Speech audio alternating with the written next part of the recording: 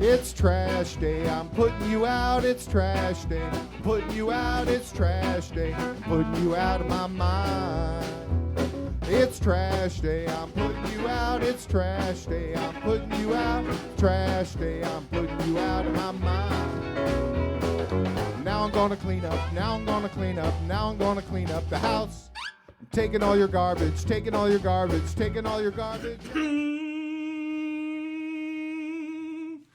It starts with some beer, so you shouldn't have fear. Two garbage guys with facts, but they both still have tact. It's that time at last for the best damn podcast. It's Can Crusher Day!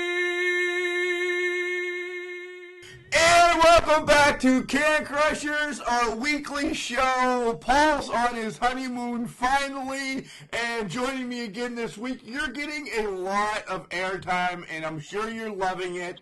Welcome back to the weekly show, English Professor. Thanks. I'm sure the listeners are loving it. Yeah, I'm sure they're elated that you're here. It's a good word. All the time. Yep. You're using better verbs since I've been joining you. I am. It's because less beer. I feel worried to drink beer around you. Yeah, because then you start to use silly words that don't exist, and I look at you very judgingly. Martinez words, we call those. Yep. That's been a word forever. So, hey, what have you been doing? I know you've been doing some spotlights with me, but overall, what have you been doing in the wrestling business? I am enjoying, for the most part, the Wednesday Night Wars. Digging AEW. I still like NXT. But the two main brand shows, I don't know if we just want to get this out of the way, but holy cow, what a hot mess Raw and Smackdown are. They're garbage, man. They are trash. We'll get to them a little in depth. Does that make sense? Probably not. But we'll touch on. Yeah. We'll touch on them later in the show. But it's pretty much touching on them because John's right. There's nothing to watch on either one of those this week. Yeah, they're garbage, but they're not doing great things. Yeah! Oh, I like it. Remember that for later on. All right. So, one thing we do need to talk about, John, and I know you watched episode 1 with me, and I pointed you in the direction to watch episode 3 this week. NWA. I love it. It's an hour long. It's in the studio, and it's just pure wrestling. It's a lot of fun. It's a throwback show, somewhat updated. People win with finishers. Like, when did that become a thing again? Like, you hit a finisher one time, and it works. Yeah, and the more and more we talk to superstars of the past, we hear this over and over. I've listened to Traveling a few days here and there. The Cornette Show is saying it. Eric Bischoff has said it. There's Wrestling Ramblings, the Ringside Podcast. I mean, I'm just throwing all these podcasts out there. And if you want to go listen to them, great. But come back and listen to us as well, all over the place. But they're all saying the same thing. This false finish is killing wrestling right now. Yeah, and another thing about the NWA is it does not look as choreographed, and so in that regard, it doesn't look maybe as sharp or as crisp, but, that's okay. Marty Bell hitting a pedigree at the end of a match, I'd rather have her struggle for that move than the other lady handing her arms because she knows that's her next spot. You know what I mean? Yeah. Oh, yes. Yes, and it actually looks more real. If she's struggling at the end of the match, she was just in a match too. Even though she's on the offense, beating the hell out of course I have the name down. I didn't know you were going to skip to that one right off the bat. All right, whatever. Nonetheless, Crystal Rose. Crystal Rose was her name. You know, Marty Bell and Crystal Rose both in a match, so they're both fatigued. So if Marty has to struggle to get that move on to make it hurt, it does look better. I agree. I'm totally with you. So, all right, to start the show off, and we'll skip over the Marty Bell match now because you know what happened there. Joe Galli comes right on before the show actually starts, and he's like, I'm still a hard-pressing, what word did he use? Interviewer, that he's trying to find out what's going on with Camille and all this, and I have another great interview with him this week. Are you excited that the announcer is part of a storyline, John? I am. Yeah. I know I told you, like, the first week, the announcers were maybe just a little much. You know, and again, I don't mean Cornette, but I mean, like, the guys holding microphones. This week, they were toned down a little bit, and they were funny, and they were entertaining. Yeah, I absolutely have no problem with a commentator and announcer being involved in a storyline. It's nothing new. It can be fun. It can be done well. Right, as long as it's done well. You know, we don't need any of this R-Truth shtick going on. Right. Oh, God. Right. So Eddie Kingston comes out and he calls out the Dawsons, and we get word that the Dawsons aren't sure if they want to fight him or not, but that's all to come later. We covered the Marty Bell match. The Dawsons come out and talk to Marquez. Now, if there's one person on this whole show I have a problem with, it's Marquez. I just think he just doesn't seem to fit with Joe or Jim. That's the one that I have an issue with, and I don't know why. He could be a great guy. I just don't understand. He just stands there the whole time, John, you know? Yeah, I'm okay with that, though. I'm all right with factions that don't exactly go together. I think it adds a level of realism. So you're saying this broadcast team is a faction? Yeah. I guess that's what I'm saying. Like the trios, whatever the hell you call this tournament that we have going on right now. Right, which is a pretty hot tournament. Not to get off subject, but it's a pretty hot tournament. Yeah, we'll touch on that after this. All right.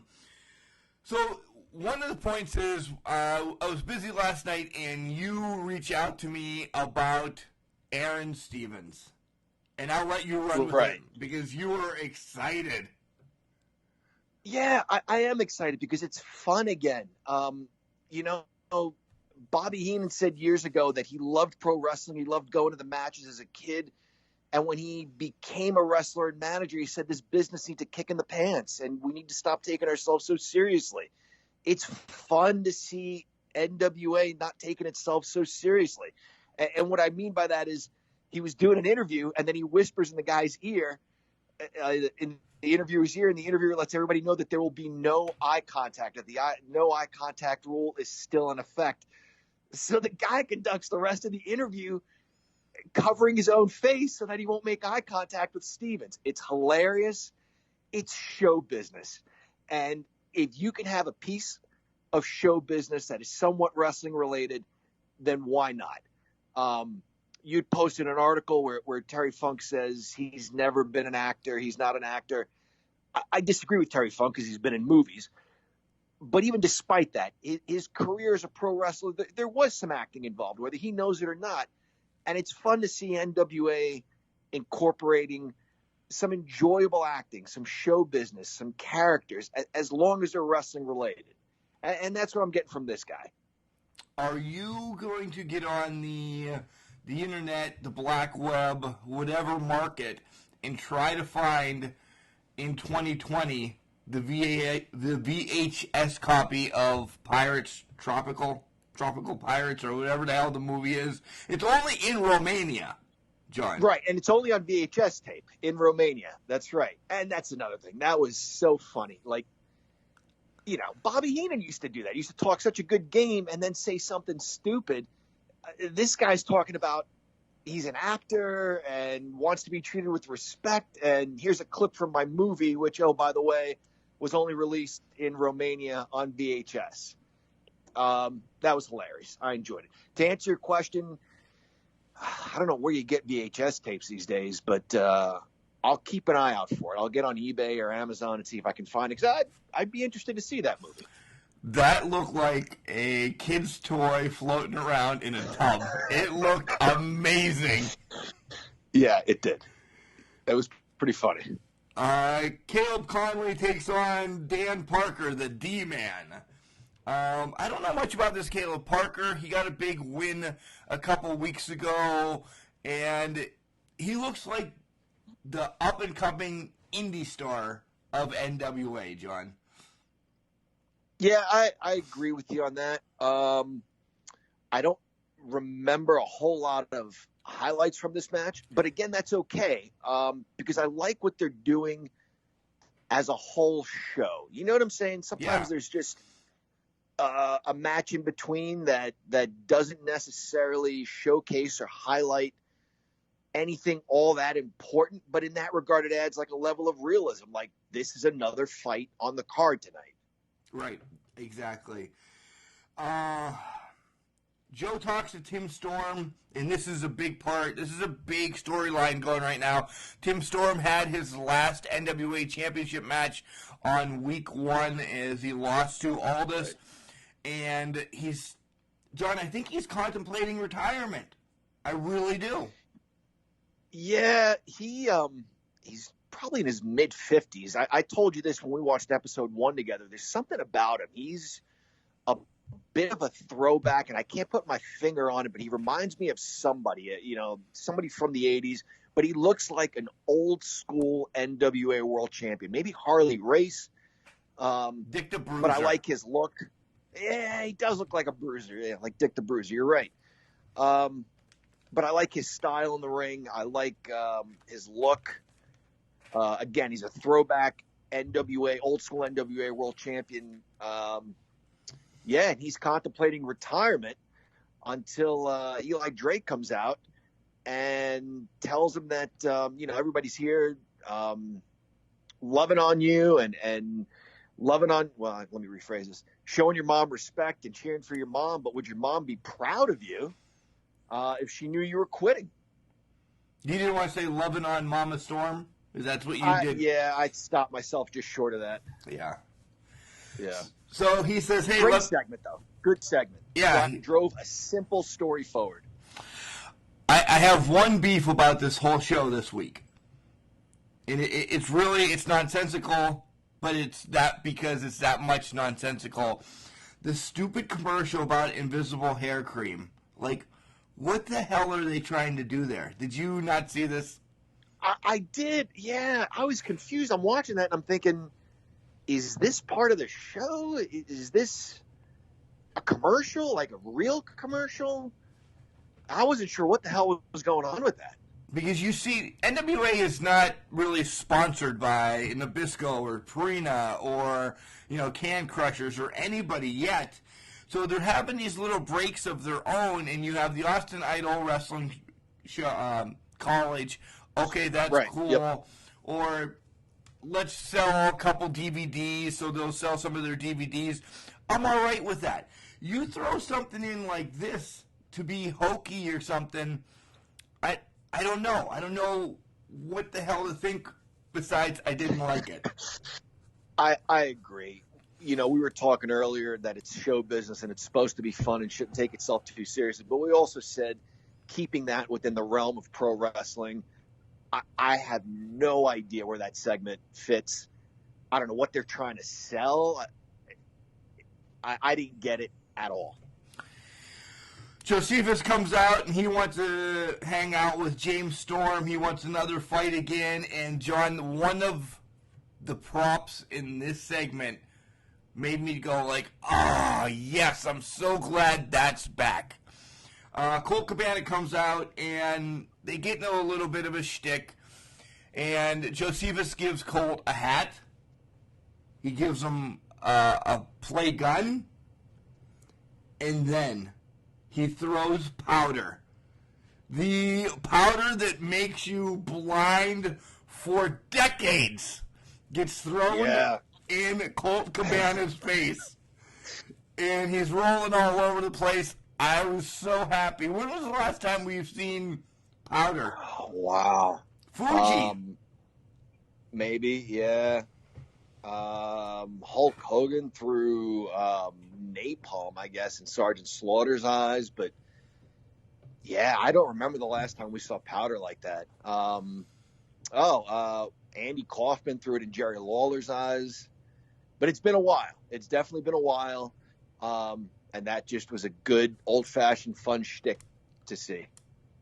James Storm comes out, and it looks like he's going to take on Colt Cabana, but Colt Cabana's manager, partner, Mr. Anderson, comes out and makes a save. So there's a whole lot of business going on with the four of them right now, and I like that they're taking these first 5, 6, 7, 8 shows that NWA is doing right now and setting up storylines. Yeah, I agree. They're not real big storylines, and that's okay. But they're wrestling related storylines, and they're keeping them simple, because I mean that's what works, and that's what people are starving for. Yeah. Aldis and Camille come out to discuss the interview, and first of all, let me say I'm attracted to Camille. She's got this face. She could beat my ass. She really could. But she is just a good-looking woman. No arguments from me on all of that. She's a good-looking woman, and she could probably whip your ass. Okay. All right. So they get in a little bit heated argument again. More of this whole clickbait thing with Joey. And they give Camille time to talk, and she still doesn't want to talk yet. She is so good because she did like a little head tilt and opened her mouth, and I thought she's going to say something, and then she didn't. She totally baited me and fooled me into thinking that she was going to say something. John, yesterday we recorded an interview with the Perfect 10 baby doll, and this is props to Camille as we were talking later on in the evening or whatever. Camille's a new baby doll, in my eyes. Yeah, I might agree with that. Baby doll could give a look, and she didn't have to say a whole lot, and she got involved once in a while, but when she did get involved, it meant something. Like when she put Ric Flair's leg on the bottom rope. That alone made her turn on Dusty. Yeah, I see her getting involved occasionally, but not to the extreme of like a Sherry Martel where she's like gouging eyes or scratching someone's back or anything. Right. But it's subtle. So yeah, that's a very good comparison. Nice. All right, now we have the main event. We have the Dawsons against Eli Drake and Storm, and just adding more to the storyline as this match goes on, and you can run with it. I thought we were going to see a betrayal at the end because when Eli Drake came out initially, he said something snarky to the announcer. I don't remember exactly what he said to him. Shut up, mind your business, whatever he said to him. But it was definitely heelish. So I was surprised that it was a tag team match in the first place. When I saw the Perfect Storm get pinned, and also earlier, before he got pinned, actually, there was a point where they collided because they're not used to teaming up. But there was a point where they may have collided, or Storm accidentally hit Drake, took him out of the match. Storm was double teamed and pinned, and that was the end of that. I thought there was going to be betrayal at the end of that, and I think maybe they were kind of teasing that and then didn't deliver on it. But yeah, I thought we were heading towards a possible storyline between the two partners. Yeah, I did too, but then all hell breaks loose as Kingston and Homicide come out looking for the Dawsons.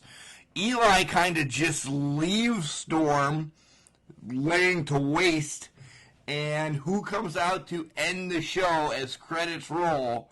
The NWA Heavyweight Champion, Nick Aldis. So there's still a storyline with Aldis involved in this as well. So Storm in like two stories right now.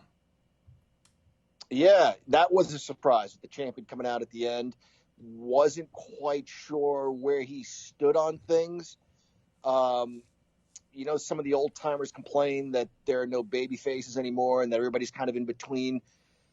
NWA is kind of making that work a little bit, though. Yeah. I'd say the champion's a heel, but sometimes kind of leans the other way, Yeah. It all depends on who he's fighting, and that's such a PC answer. But if he's fighting James Storm, I think he's going to be the face. But if he's going to go against Tim Storm, he's not. So, all right. So, once again, NWA, it's on at 6:05 on Tuesdays on YouTube. But then after that, it's always on. You can go back and watch it. John, I love that they're on YouTube and we can watch it at any time.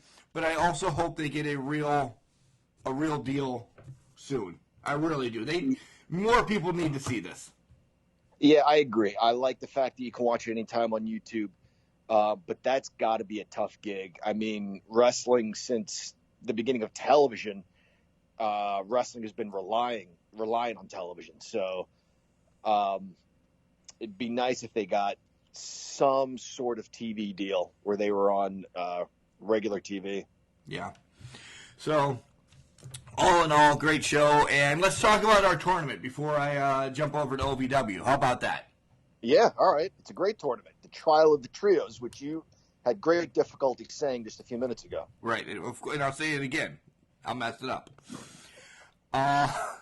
Today we have Dusty Rhodes and the LOD taking on the Riot Squad. And I'm sure this isn't even going to be close. I would imagine it's not even going to be close. Unfortunately, I like the Riot Squad. The ladies have not fared well in this tournament, which is a shame because they've fared well in other tournaments where they've competed against men. Charlotte Flair went far in the Legacy tournament, but this tournament has been kind of the ladies. They've had some tough draws. That's baloney. Good grief. That's baloney. The It Girls should have beat the Oddities.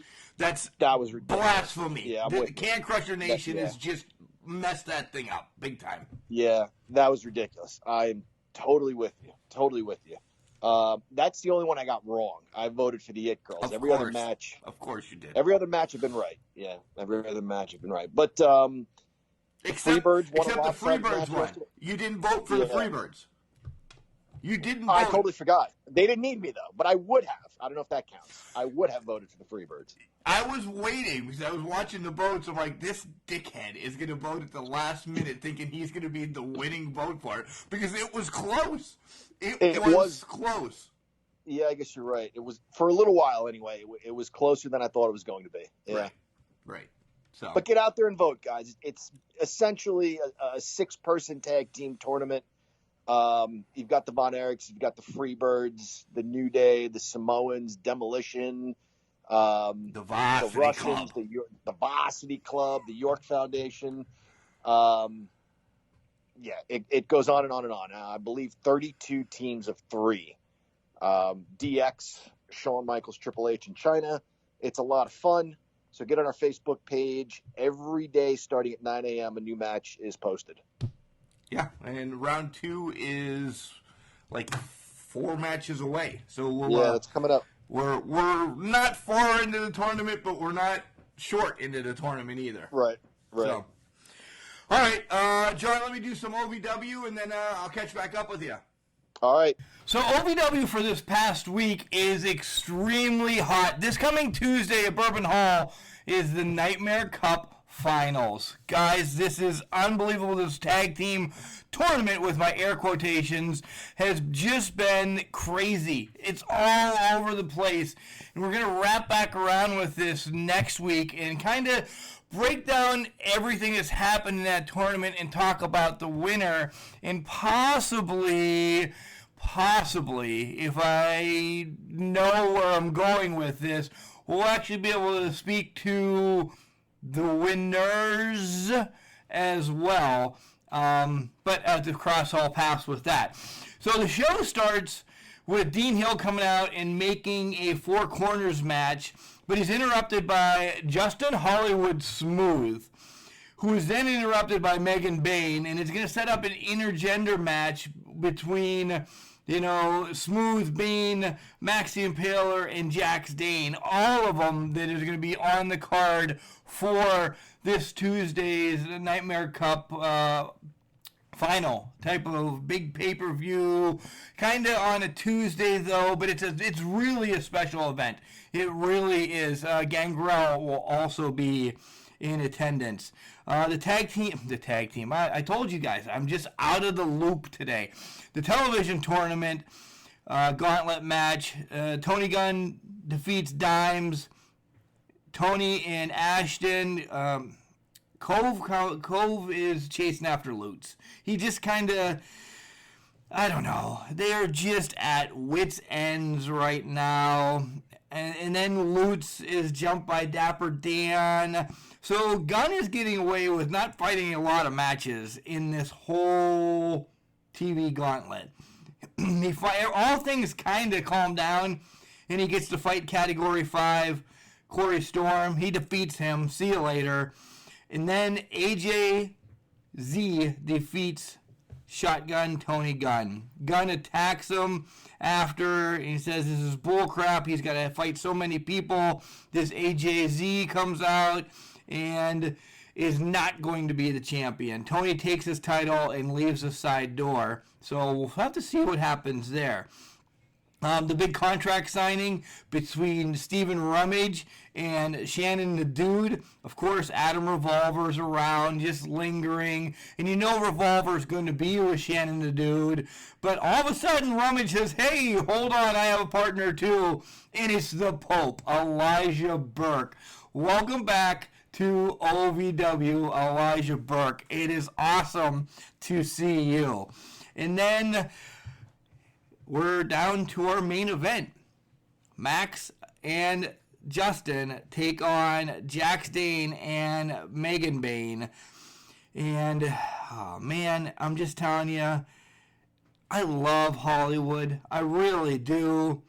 He is just dastardly. He really is. He finds a way to keep that title and continue. I know this was a non-title match, but still, it's just craziness what this guy does. Max and Justin defeat Jax and Megan.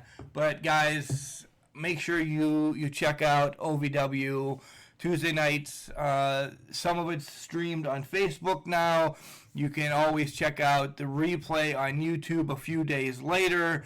All their huge events are $4.99 a month. You get the OVW network.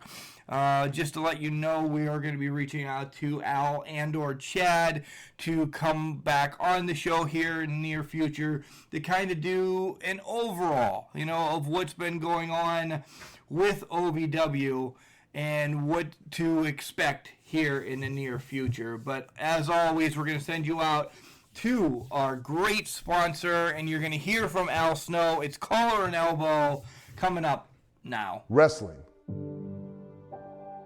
A love and a passion we all share.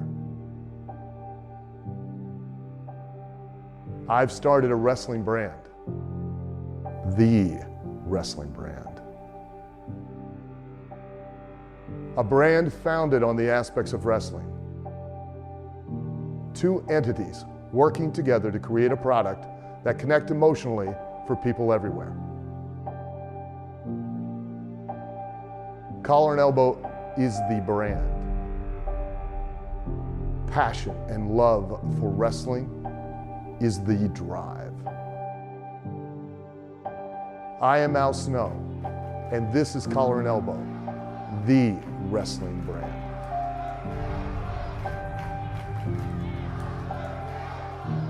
Ladies and gentlemen, this is the East End villain Josh Ashcraft, and you are listening to the Can Crushers podcast. Welcome back to Can Crushers. It is I, the English professor, joining your host, Mark Martinez.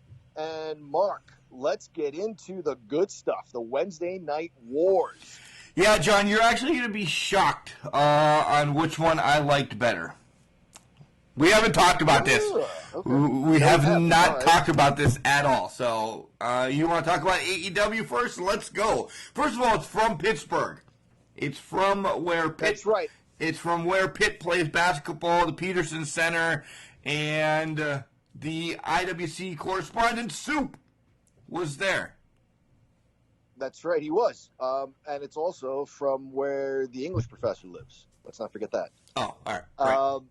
Yeah, I have friends that went to this that were pretty stoked about this.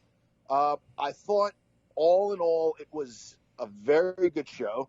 I like Cody Rhodes. I like the factions, the lines that have been drawn. You've got Cody Rhodes doing an interview with Tony Schiavone, and was that the VIP section, or were they kind of in the bleachers? You've got Chris Jericho and his crew. That was hilarious. Heckling them and throwing popcorn, and Schiavone did a great job too. Like, hey, come on, guys, we're trying to have an interview. I will say the shots they take, that AEW takes at the competition, are within the confines of the show, which is important, and they make sense for that show. And I don't want to get too far into it, but Seth Rollins' comment was just totally Bush League. Jim Ross is 100% correct about that, and it reeked of desperation.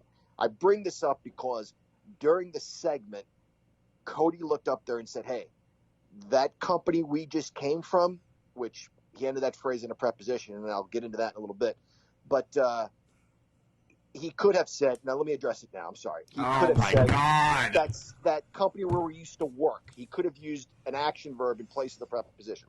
Anyway, that company where we used to work, there was a fourth wall, but here there's no fourth wall. I see you, and I can come up there after you, which he did. And it just turned into, there's four of us, and there's only one of you. And then Big Brother Dustin comes out. They make their way to the top. Well, you forgot the other people. DDP? Yeah. Who else joined? What's it? Kenny Omega joins them. No. DDP and MJF. MJF, I'm sorry. Yes, MJF joins them. And that's the cool thing. That's another cool thing about Chris Jericho. He also gets that it's show business and it's supposed to be fun. And he tells MJF that's a stupid scarf. What kind of idiot wears a scarf? And my son ate that up. He ate it up. He's like, well, you used to wear a scarf. And that's the whole point. That's the whole point. He's making fun of himself. And then who is the fourth person that comes out to join them? Self high five. Bang! DDP. And they make their way up the steps. Jericho locks himself behind the glass door. I guess that was a VIP section, or it led into like the concessions. But that brawl was so much fun. MJF gives Cody his scarf so he can punch through the glass, opens the door, big fight ensues, and my favorite part was Cody. Who did he grab? Was it Jericho? He stuck his face in the Dippin' Dots ice cream. Yes. What a hoot. Loved it. That's pro wrestling right there. That, we're going to probably kind of mesh this all together now, real quick. That was my favorite segment of the week between both shows. Best segment of the week between both shows. I also want to give props to some of the indie stars that were security, as we always do that. We saw Dan Hooven. Absolutely. Mambo Italiano, Andrew Palace, Officer Dan. We've mentioned them before, John, and I forgot who else I said. Chris LaRusso. Yeah, LaRusso was there, yep. All IWC stars there being the security, and yeah. But John, that was the best episode of the week. Not episode, segment of the week. As I loved what they're doing. I really did. But on that same note, they had some of the worst episodes, segments of the week, too. On AEW, I think. Yeah. That tag team match between Private Party and the Lucha Bros, I'm just going to be honest here, guys. I hated it. It made me Ill. It made me want to puke. Ill, exactly. And I'm not exaggerating. It's funny you say that. That's exactly how I felt. Maybe I'm getting old and I need a new prescription of glasses, but I couldn't follow it. There's such a thing as being too fast. And my eyes are darting all over the place, and I feel my stomach starting to turn.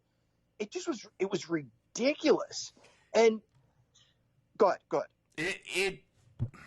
I'm disagreeing with you. Yeah. You said your eyes were moving too fast. It was that I didn't want to watch it then. Because at one point, both people from Private Party are jumping over the top rope. And then, boom, the Luchas are right up. And they do the same spot. The same spot 30 seconds later. It's just too much. It is too much. If one of those teams wants to be the spotty team, fine. Somebody's got to bring it down a little bit. Where do you go with this after this? Like, literally, where do you go? That's the point. Yeah. You and I had a discussion. We were talking about how much we love the Mickey Rourke movie, The Wrestler. There's a segment, a scene that takes place where whether it was an actual wrestling event or not, or they were actors, I'm not sure. But they're talking about the whole show and the progression of the whole show, not just their match. Like, we'll work the leg. Why don't you guys do the neck? Why don't you guys do the arm? Because, yes, each match is its own show, but the entirety is a show too, and you need to build to something. And we've said before, like on the pay-per-view, you lead with a women's match in a cage. Where do you go from there? Because the women stole the show. But they stole the show because they told their own great story. Right. This was just like right out of the box with these ridiculous high spots. It just gets to be too much.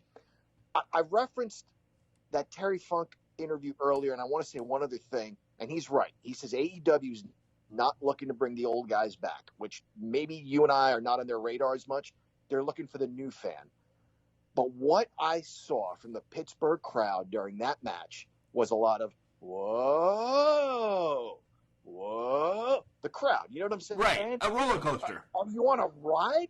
Yeah, thank you. Are you on a ride at an amusement park? Or are you emotionally invested in a wrestling match? But it just was one trick after another after another. I hated it. I can't tell you how much I hated it. And the sad thing was it the week before or 2 weeks before? I loved Private Party. Right. I loved them. And in this match, I hated them. Well, I want to ask you this. I love the Lucha Bros, and I hated them in this match. And I love the Lucha Brothers. I love Cero Dinero. I love all that. I love them. That's their shtick. I think that this is a combination of both shticks together. But we have the youngest member of the Can Crusher living in the youngest member of the Can Crusher Nation. My God, I can't talk today. Living in your house. What did he think of this match? Was he invested? I'm glad you asked me that. And we just said Terry Funk said that they want a younger crowd. They want a newer crowd. My boy didn't like it. There was a point, and again, he's 9 years old. I want to be careful how I say this. He can be more easily fooled, maybe, than you or I, or another adult. Maybe not. Okay, then another adult. Okay. I'll say that. Okay. And there were times when he was like, Dad, he's just standing there. And that's a great point. Like, they were just standing there waiting for moves. Yeah. One guy hits a devastating move to set up his partner who's going to do another devastating move, but the guy didn't land where he was supposed to. And you see him move over and use them sparingly, these super high spots, but make them mean something. Make them count. Do them well. Don't do 1,000 of them because they're not all going to look good. Note that both teams hit their finisher in this match, and the other team kicked out of their finisher. Yeah. But that's today's wrestling, I guess. And the rest of the show, for me, was better. And, I said that you tell the story, the progression of a show from match to match to match. they did mix it up. Thank God. I said to you during the course of that match, I hope the whole show isn't like this. And it wasn't. To their credit, maybe they're trying to do some different things to get some different fans involved. So they did mix it up a little bit, and I was glad to see that. Yeah. So the Lucha Brothers win. I kind of thought, yes, the Lucha Brothers would be in the finals of the tag team tournament. A nice package by Wardlow. I was disappointed that he wasn't there. You know, being from Pittsburgh, yeah. I was disappointed he wasn't there. It made all the sense in the world to have him there. My son and I were both disappointed too that he wasn't there. The next match was SCU against Dark Order. SCU can do the high-flying stuff, but they can also twist your arm, so I like them. The Dark Order is the throwback team that AEW has. They have one guy that can move, and then they have, I don't know, Earthquake or Typhoon or Blackjack Mulligan with a mask on. This guy just cannot move. But I love it. I love it. Yeah. I enjoyed this more because of the different styles that were involved in this match. I thought commentary helped this match too. If you saw a particular move to a body part and the guy sold that body part hurting, and the commentary team talked about what that's going to mean for later in the match, I enjoyed this match so much more than the tag team match before this one. And you get SCU with the win. Joey Janela against Omega. We've seen Joey Janela at IWC. I like him.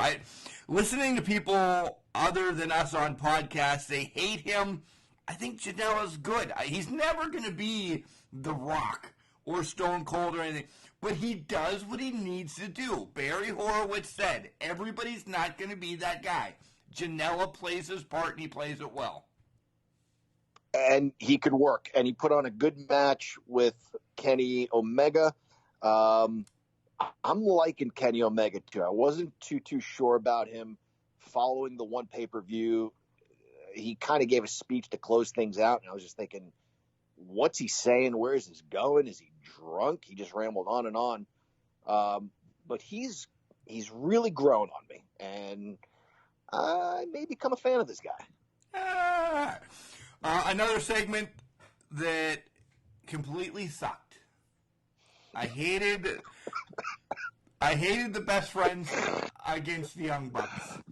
The best part of this match was Orange Justice, Orange Cassidy, the guy that has his hands in his pockets all the time. Right. He did a moonsault with his hands in his pocket. Yeah. Thank you. That was it. Yeah. Other than that, I don't want to be friends with the Best Friends, and everybody knows I despise the Young Bucks.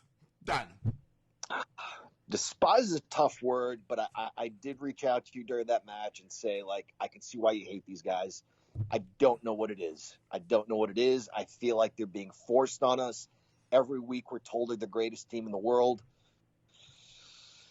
I'm not a fan of these guys. This is another situation. I know, and I don't want to contradict myself. We talked about the NWA champion kind of riding that line between heel and babyface, but it works for him. I still don't get what these guys are supposed to be. They do stuff that pops the crowd, and then they hug each other in a mocking way. They did it to the Rhodes brothers. They did it to Best Friends, and it kind of draws boos.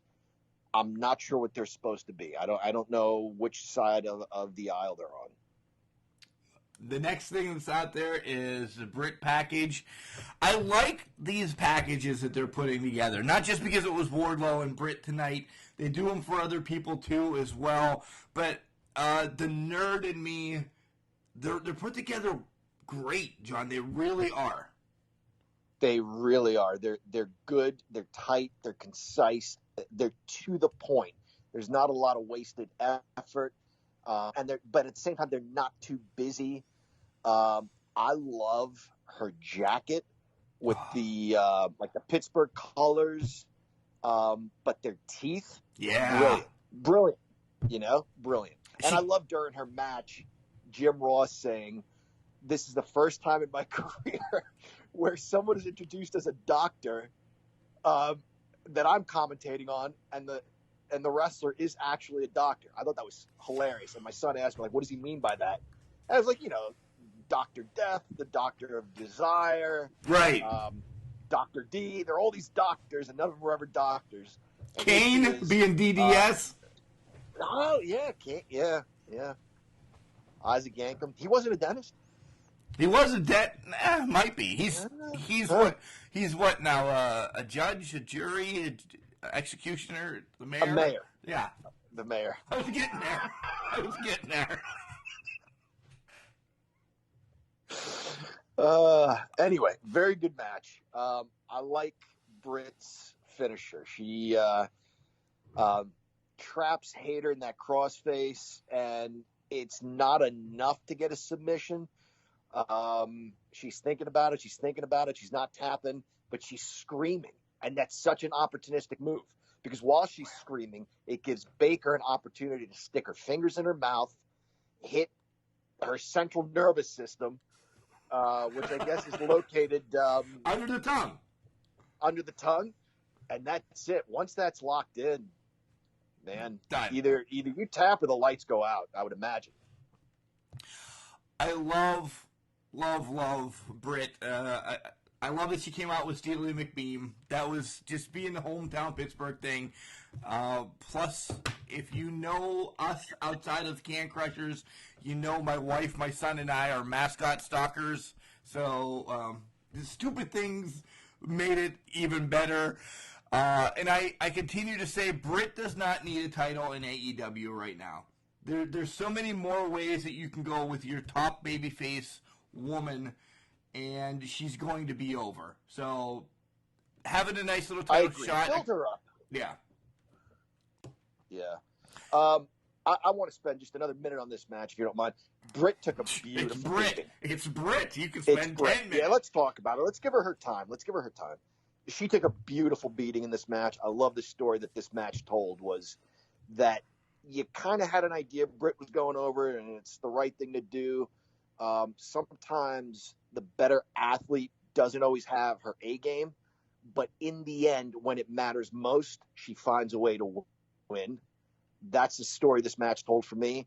I thought it was brilliant. She got beat up most of the match. She did. But she got it. She did. But she got her finisher when she needed it. I like the post-match interview, too. They interview the loser, not the winner. And I'm okay with that. And Brandy comes out and beats her ass. And Brandy, yep.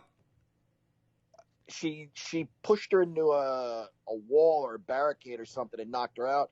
And I don't know the interviewer's name. I'm sorry, but she was like, "Brandy, what are you doing? Why?" And I guess Brandy just couldn't find the words, but she pointed at her and had this look on her face like she had something to say, but didn't stick around long enough to say it.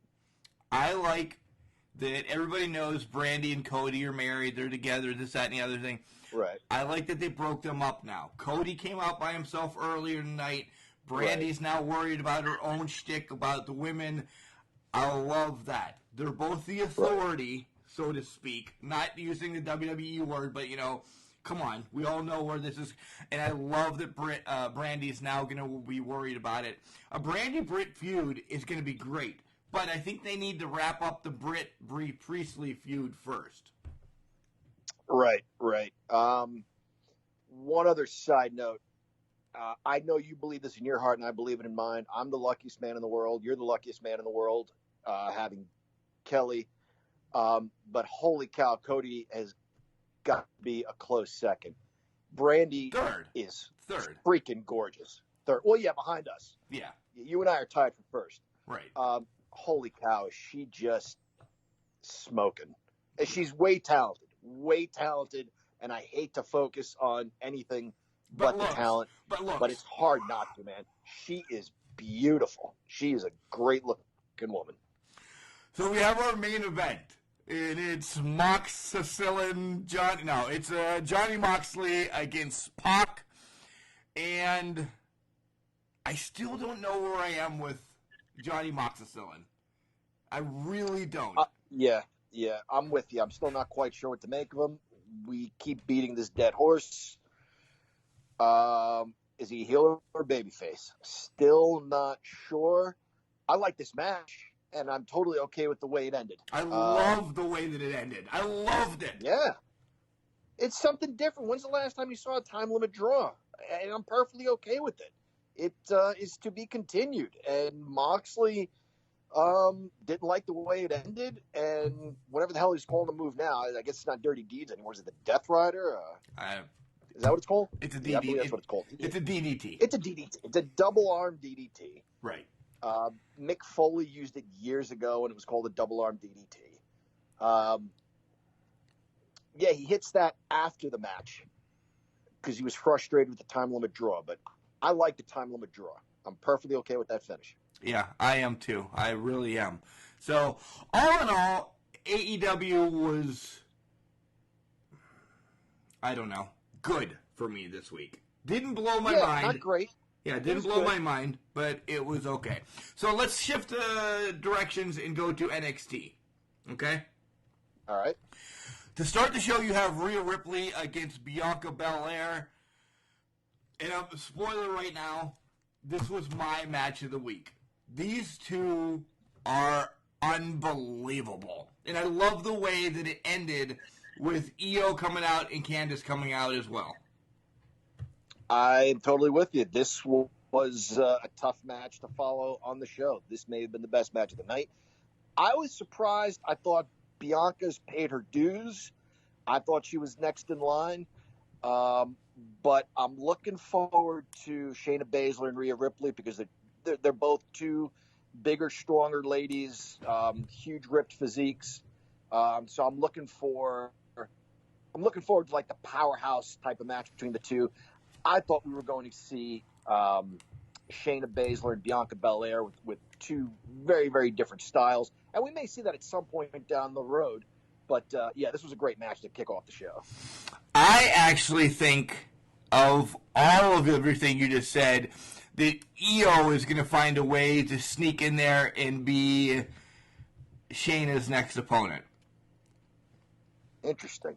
But we've seen that already. I know we have, but just one more before, because I think one of them's heading to the main roster real quick. All four of these women could be on the main roster and make hay, but I think one of them is leaving sooner than later. So you're maybe predicting a heel program with Io and Shayna. Yeah. Okay. All right. No, that'd be fun to see.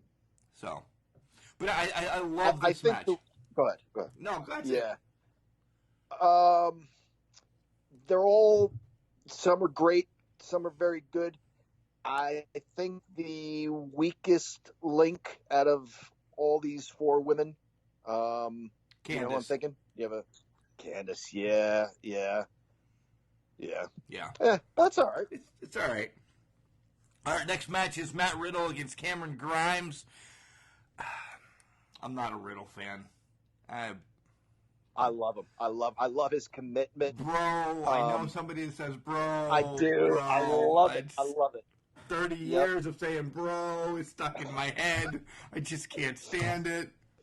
But the thing is, he's committed to that word. Like, he's got this look on his face whenever he says it. Like, he's got so much to say, and the only thing that he can say is, bro.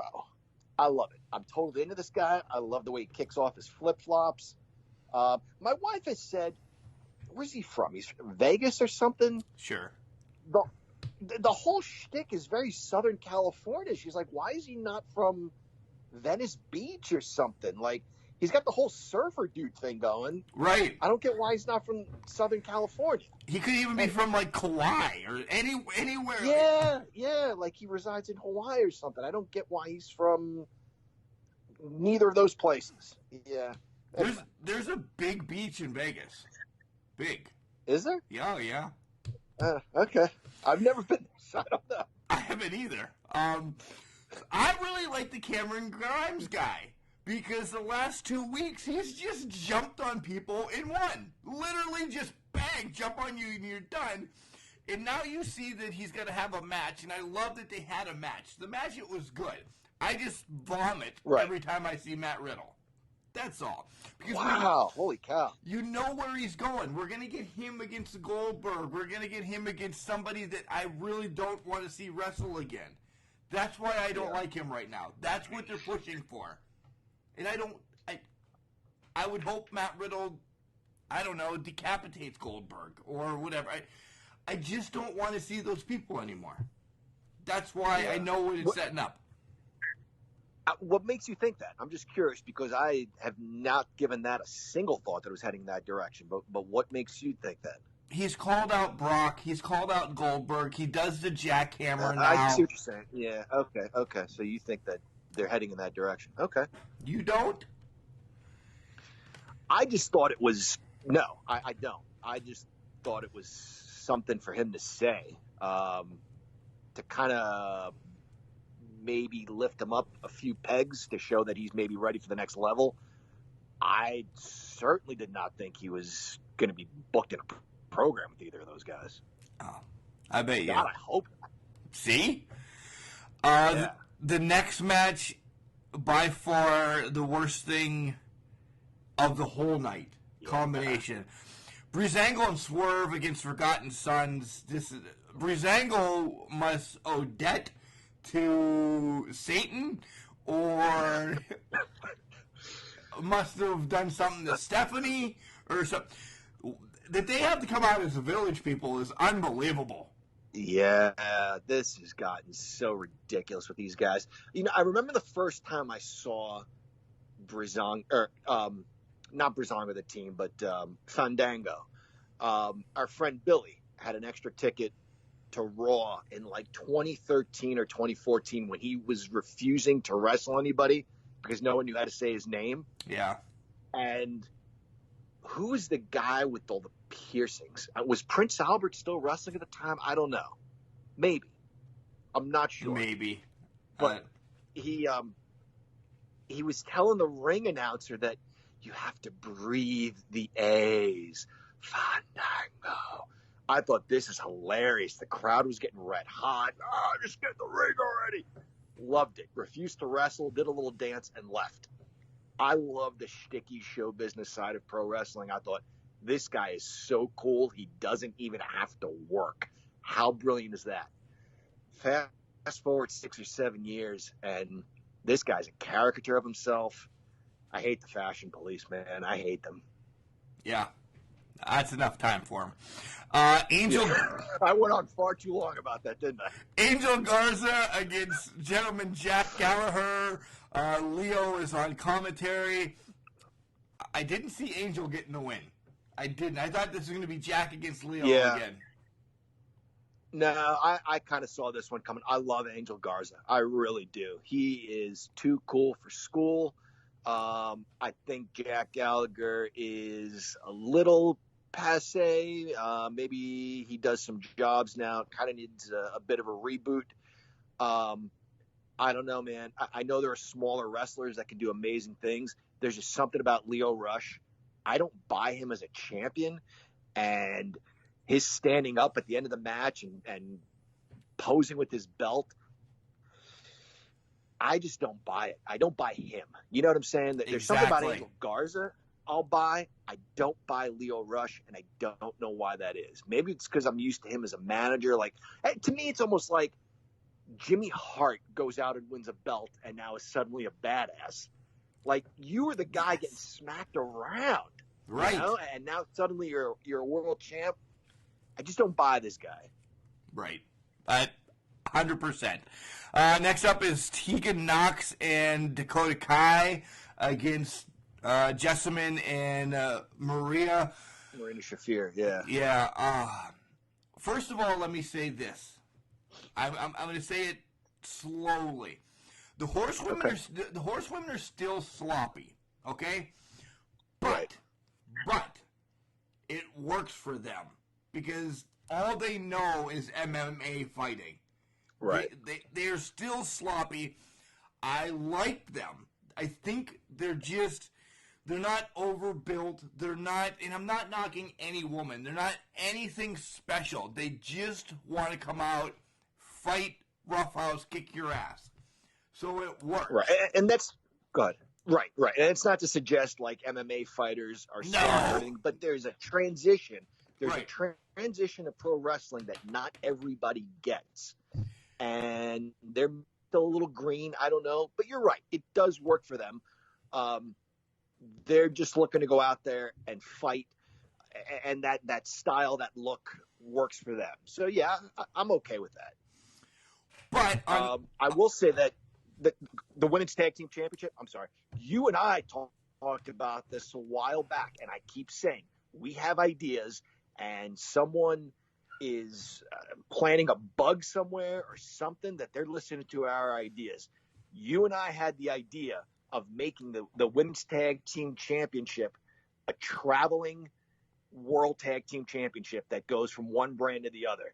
And we said it's a matter of time before the Women's Tag Team Championship is on NXT. right. John, and I would hope that the Horsewomen would get it. All right, granted, they lost this match, all right? And Tegan and Dakota get the championship shot next week. I love Kai and I love Knox. Both of them together, they're amazing. Don't push this rehab story down our throats that they're going to win on their second match together. And I don't think they are. Okay. No, I think the champs keep the belts. Absolutely, I do. Which they were. All right, get ready. I'm going to upset people. They were bitches. I love the promo that the Kabuki Warriors did, just poking fun at them. I loved it. They finally have a voice. Well said. Absolutely. Maybe there's a bit of a language barrier with Kairi Sane and Asuka and even Io Shirai, but all three of those women, they do have a voice and they have a personality. They can do different things. They can be the heels. They can be the baby faces. They're really good at what they do. And I don't mean to just lump them all together, but there are three women who come to mind. Given the opportunity, they can communicate what they need to communicate. Right. All right, so we move along to the main event. And it's Strong against Lee against Dijakovic for the North American title. Things broke down all over the place. The match was probably my second favorite match of the entire night. But the ending is where, I mean, we can talk about the match, but the ending is where everybody's still talking about it. Absolutely. Yeah. Just very quickly about the match. Good, but typical triple threat story. Two guys beating up on the heel champion, getting him out of the way, and then fighting among themselves. Can't go wrong with that formula. Match itself was pretty good, you're right. But the way this ended, I don't think anybody saw this coming. No, John, one point in the match when they did get Strong out, you saw Lee and Dijakovic just look at each other. It was a poster moment where I don't know if they meant to do it or whatever. They looked at each other and they said, screw it, let's get back in the ring and beat the living shit out of each other. And they did. This is probably my favorite mid-card feud going on right now, these two. They're two big men that both can move and know what the hell they're doing. Yeah, absolutely. And we've said it how many times. It's, what did you remember? The look. You remembered the look they gave each other more than like a specific move they did to each other. We keep saying it. I keep saying it. It's show business. We need the show part of it too, as long as it has to do with the fight. And it did. It was two fighters staring each other down, giving the crowd a look, and giving each other a look like, you better bring everything you have because I'm going to whip your ass. And they didn't say a word. They didn't need to say a word. Strong steals the victory, and the Undisputed Era comes out to celebrate with them. And Lee and Dijakovic, boom, instantly gone. See you later. I don't know if they just, used powder and they vanished or whatever, but they were instantly out of the ring. And then out comes Tomasa and his crutch. And you're like, well, they're just going to beat his ass down. Out comes Johnny Wrestling. And they're still going to beat his ass down. And then out comes Finn Balor. Granted, it's now still 3-on-4. But, Roderick Strong is tired, so it's 3-on-3. We'll give him the benefit of the doubt. Right. And Finn's ready to go. He's taking his jacket off. And go ahead. Just very, very quickly. It's good to see Tommaso Ciampa back. I remember you and I watching, I think he was on SmackDown, and we were texting each other. We called each other like, oh, my God, that looked bad. Yeah. So he was in the hospital for a while. He rehabbed. I'm glad to see he's back. Hopefully he's 100%. He's not back too soon. But that was scary when he got hurt.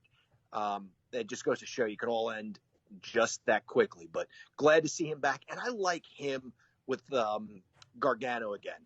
Heels, faces, heels, whatever, back and forth.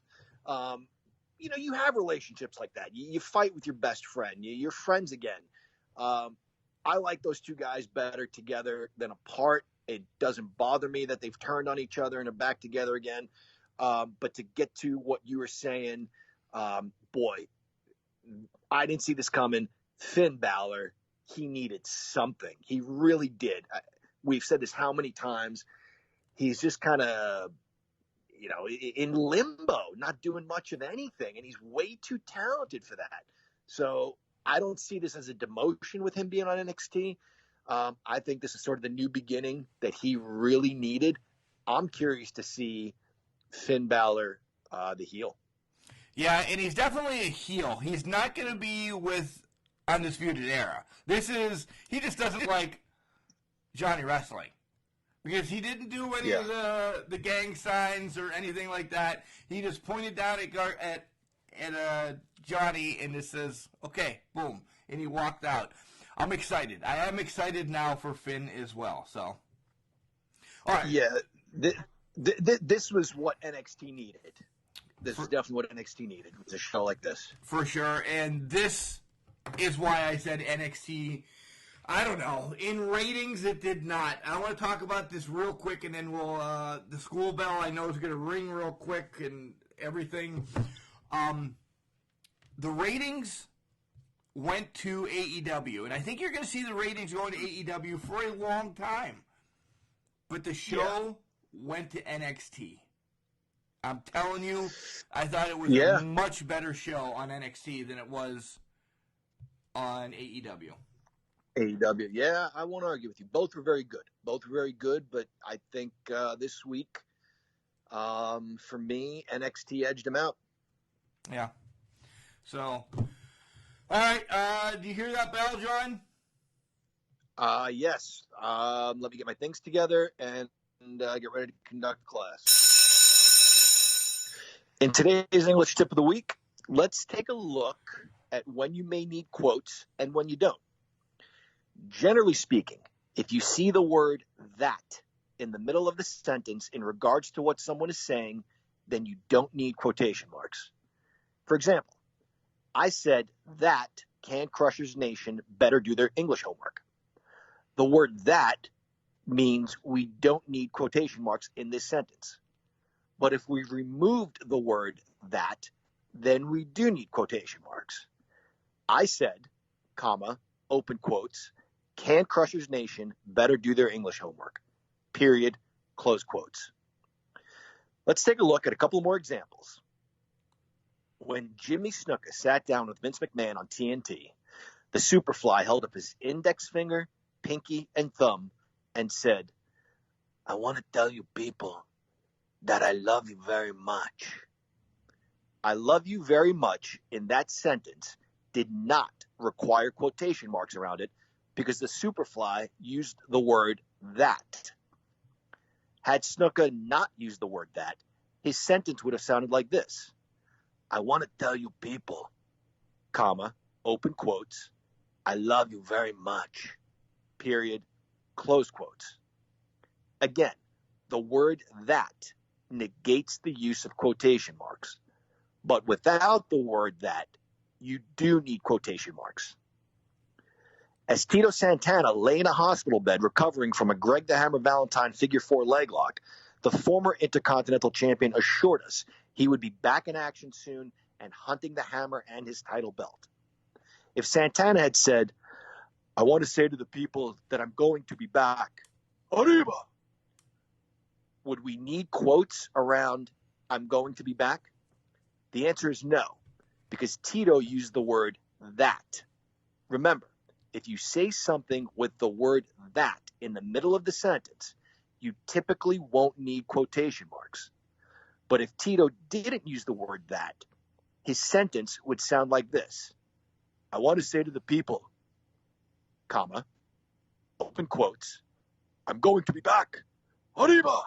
Exclamation point, close quotes.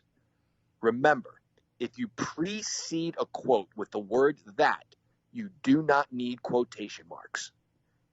And with that, class, you're dismissed. Hey, this is Baby Doll, your perfect tan. And if you wanted to listen to some wrestling talk, listen to the Can Crushers. And welcome back to Can Crushers. You're just knocking on me because I use air quotes all the time. Tell me that. That's exactly what it is.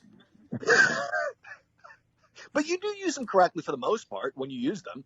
So that is a bunch of bullshit. There's that. That is a bunch of bullshit. No, you do okay with the air quotes. All right. So we're briefly going to touch on Raw and Smackdown. At the beginning of the show, you heard that we think it's just a hot mess. It's garbage. There's nothing on Raw that was worth a damn. In fact, I text the English professor during this, and I said, do you remember when we went to see WCW Thunder in Erie, which was a block away from your house? And you said yes. Right, of course. And then, Yep. And then I said we left 20 minutes into it, about, I don't know, roughly. Yeah, maybe half an hour, but it just was so boring. There was nothing going on, and yeah, this was. I would have left Raw. Late 99, early 2000. Yeah. I would have left Raw this week, too. The things that you're supposed to get excited about. John, Ric Flair came out. We love Ric Flair. He didn't know if he was in Cleveland, Waukesha, drunk, having sex, where his daughter was. He had no clue what was going on. So that's a disappointment. It really is. And enough is enough with these guys. And same with Hulk Hogan. None of these guys had anything of consequence to say. Just the same catchphrases, corny insults, trying way, way too hard to sound cool. And what does this prove? Like, these guys wrestled 1,000 times across promotions. Why are we now getting the two of them managing teams? I don't get this at all.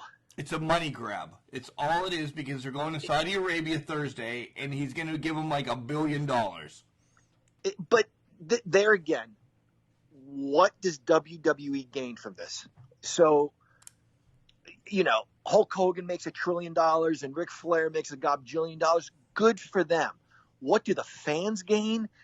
And I don't know, does Saudi Arabia love these guys that much that they're going to come out in droves to see them?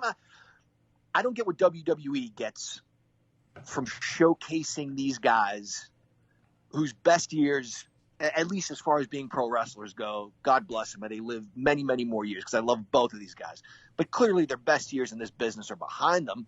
What does WWE gain by throwing them down our throats again?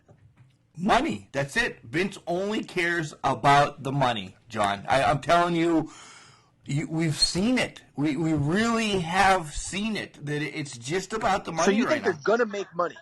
You think they will make money by having Ric Flair and Hulk Hogan? You think fans will come out and see this in Saudi Arabia? Okay. Yeah, over there. Because Yeah. one, it's Thursday at 1 or 2 o'clock. It has changed. When they first started promoting it, it was at 2 o'clock. Now it's to 1 o'clock. Unless you're a garbage man that works 5 to 1, you are not leaving work to watch this, are you? No, hell no. I've got no interest in this pay-per-view. I don't know how long it will last, but by the time I'm done, I'm going home to change into my costume and getting ready for the trick-or-treaters to come to my house. My favorite day of the year, by the way. It really is. Hopefully we can post some pictures on Facebook of this.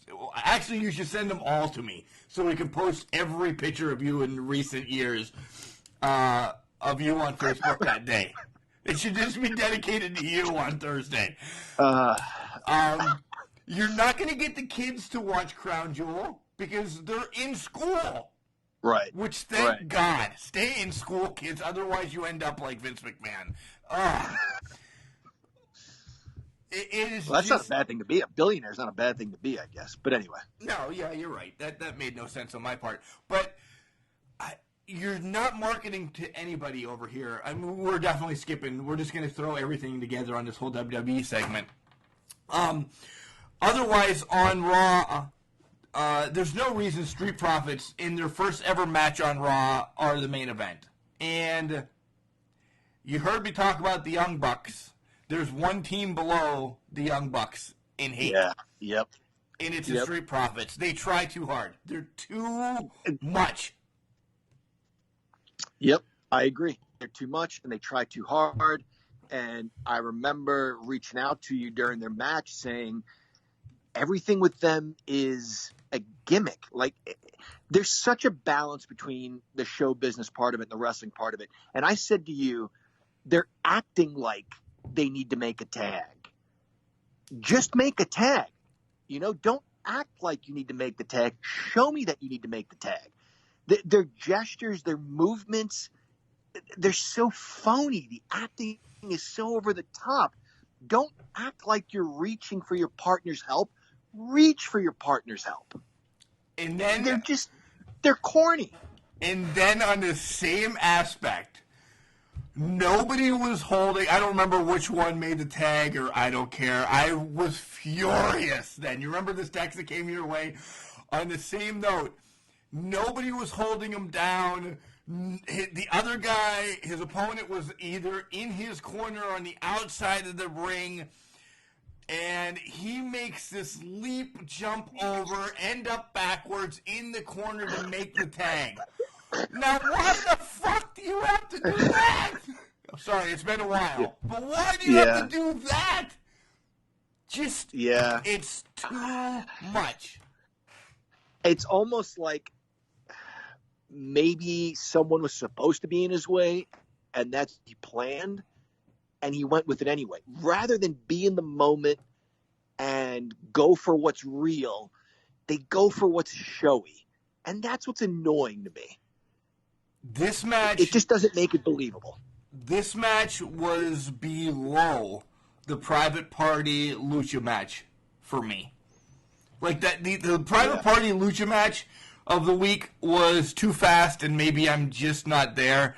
This was, I don't know, worse than a video game match. It was just pure garbage. And other than that, there's nothing else on Raw to talk about. I just want to mention one thing. The King's Court, gosh, you know, the people have a voice, and I appreciate what Rusev is trying to do, but the crowd has made it clear. God bless Jerry Lawler. I know there are rumors out there, there's stories out there, people that don't like him. I don't know anything about that. I wish him well. Maybe his time has come. His commentary was funny in 1997. The crowd just wasn't into him. Yeah, and it's they let not him hear appropriate it. now. It's not, I mean, I'm not being big PC guy, this, that, or the other, but it's not appropriate now. You know, if you sneeze the wrong way, you're going to get in trouble. And some of the stuff that he says is not 2019. And he's trying to make it still funny, but still fly under the radar. You can't do it. You got to be committed to the raunchiness. And that's what made him funny, was he was an old, perverted hornball. Right. And that was fine. That was his character at the time, and it was fun at the time. You can't skate around that or skirt around that now. You know, you got to be committed to it, and you can't be in the PC WWE. So don't do it. Do something else. The crowd's just not into him. I appreciate what Rusev is trying to do, but that's not how you shut up a crowd. You know that. Right. You tell a crowd to shut up because you want them to get louder. Right. Not because you really want them to shut up. And that was an attempt on his part maybe to help someone he admires. It didn't work. It again looked very desperate. Yeah. Yeah. You want to take the lead on SmackDown? Boy, do I. Oh, boy. One of the things I liked about SmackDown, and I know you hated this, was the sassy Southern Belle. She didn't have to fight that fight. You know, she was going to walk away, and then she runs in, punches her in the face. This was stupid booking. She did the best with what she was given because she's very good. She's a pro, but she didn't need this. I'm not sure what they're trying to do with her, if they're trying to like build her up as a despicable heel. There are other ways to do that. It could obviously she's wrestling a local talent. Have her pin her and pick her up. Have her do some things where she's not ending the match when she could. Have her unnecessarily torture this young woman. It was still funny. She did the best of what she was given. Not a great segment. I still love her, though. I still think she may overtake Charlotte as far as my favorite woman on the WWE roster. I can't wait till we get videos because I just threw my headset across the room. This is where we start, is with her. No. Where do you want to start? With Ric Flair and Hulk Hogan again? No, I don't. You could have just said it sucked. I am happy to see the Firefly Funhouse is actually back. I like those. Yeah. I do like those, but guys, I'm over Seth Rollins. No, I agree. Yeah.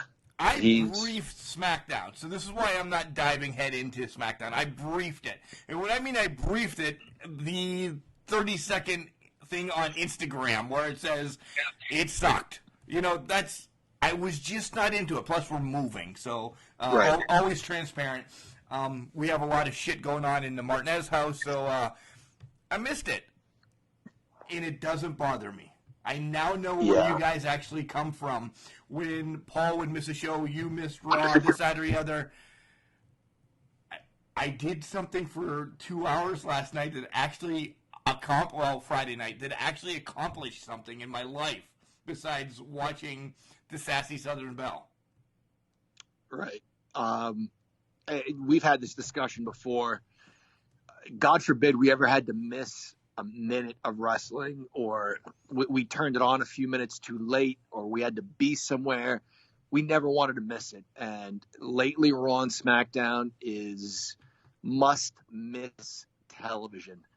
There just wasn't anything good about it. And just to hit a couple of lowlights, just to give the people a quick recap. Again, we kicked off with Hulk Hogan and Ric Flair, saying not much of anything. Kofi Kingston, how much fun was it? And it was one of the only fun things I've seen come out of the WWE for a while, watching him fight for his chance. Even though the story was still convoluted, we never understood why Vince McMahon hated him. Just come out and say it. Give us something. You don't like him because he's a mid-carder. You don't like him because he's not big enough. You're racist. Something. Give us something. They never did. Whatever. Kofi did the best with what he was given. Became world champion. Loses the belt. And, okay, that's it. He lost the belt, and now we're done. On the NWA, you have a guy still trying to come to grips with the fact that he's not a WA world champion anymore in the perfect storm. Right. You know what I'm saying? It's about the belt. He's coming to grips with the fact that he may retire now. All right, maybe he'll form a tag team and it gives him something new. And granted, Kofi's back with his with Big E in the New Day, but to what end? I mean, this didn't even forward anything for these guys. It's disappointing to see. It's almost like they're not either throwing him away, which I don't think they're doing, or they're trying to figure out what to do with him. And in the meantime, I'd rather they just kept him off TV is what I'm trying to say. If you don't know what to do with your most recent, hottest ticket, then just don't have him on.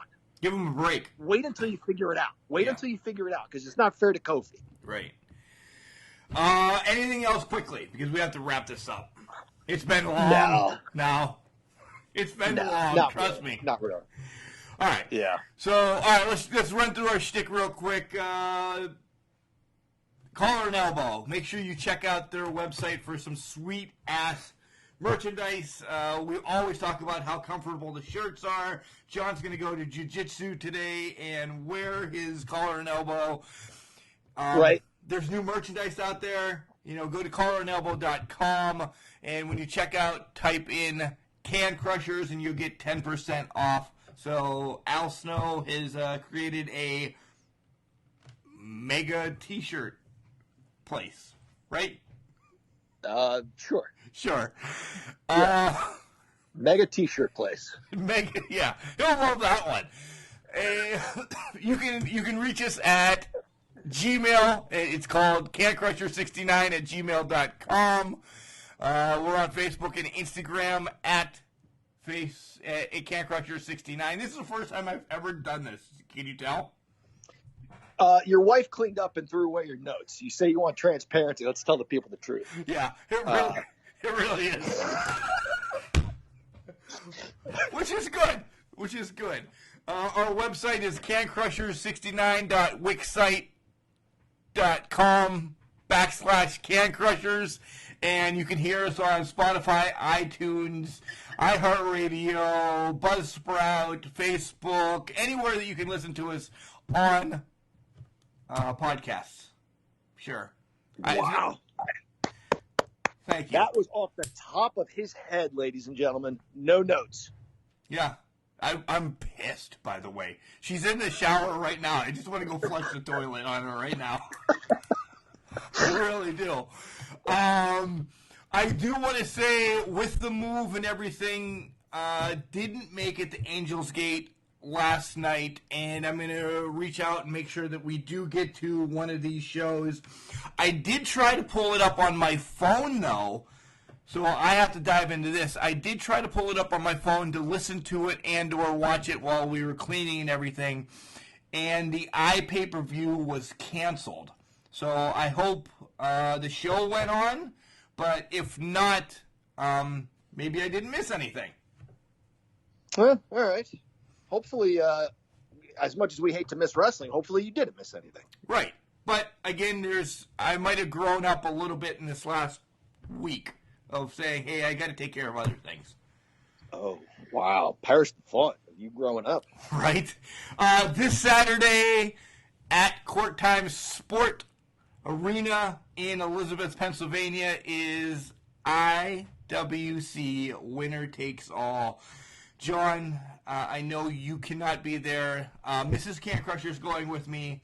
Soup, the correspondent, and his brother-in-law are going. So I'm really excited for this one. This used to be their big show in December. Now they shifted it to November because the Pittsburgh Classic is there, and there's some big matches, dude. Yeah, there are. I'm bummed. I'm going to not be able to attend this one, but this is always safe to say, like probably the best event of the year. Besides Super Indie, I'm still That's a good point. Yeah. But then I also like the do one, the reset button. The reset button, yeah, the do one. I mean, it's always something with IWC. I love how they just pulled us in. A monthly show when we want a daily show from them. Yeah. But you know what? They're monthly shows, but they put everything they have into them, and they've never had a stinker as far as I'm concerned. They've always been very, very good to really great. So 3 matches we'll talk about real quick is Dylan Bostic against Jimmy Nuts, Jack Pollock against R.C. Dupree, and for the heavyweight championship, Jackson Argos against Rhino. All right. First match, as much as I want Jimmy Nuts to win, I think that rotten little bastard Dylan Bostic pulls something, uses a chair that the referee won't see or hear. So I got Dylan in that match. I got Jimmy. Okay. I hope you're right. I hope I'm wrong and you're right. Okay. RC against Pollock. Oh, boy, is that tough. Man, what a feud this has become. And these guys were part of a faction. I think Jack Pollock finally gets his revenge for being betrayed by these guys. Wow. Okay. And then Argos. Well, who do you have? Oh, yeah, duh. I definitely have Jack as well. Okay. I have storylines to go into this, but I'm not going to mention them until maybe later. Off air, I'll tell you. But I have storylines going into this, thinking something else is going to get set up. But all right, now we're to Argos and Rhino. We got to wrap this up. Argos. I don't see Rhino being champ. No, I agree. As RC comes back out or something, it's maybe all hell breaks loose because Jack's got to get that title back. Yeah, and both Team Storm guys don't lose in one night. Ever? Not that night. Team Storm still in the Trial of Trios tournament coming up this week as they will be taking on Dalton Castle and the boys. That's right. Oh, that had the potential to kind of be an IWC match. Yeah. I don't know who I'm going to vote for. That's tough, man. Yeah, it is. So, all right, guys, we will see you Wednesday when you get to hear from the Perfect 10 Baby Doll. Really excited about that interview we did just the other day. So, John, it's all yours. Wrap it up. Remember, guys, just because you trash, it doesn't mean you can't do great things. It's called a garbage can, not a garbage cannot.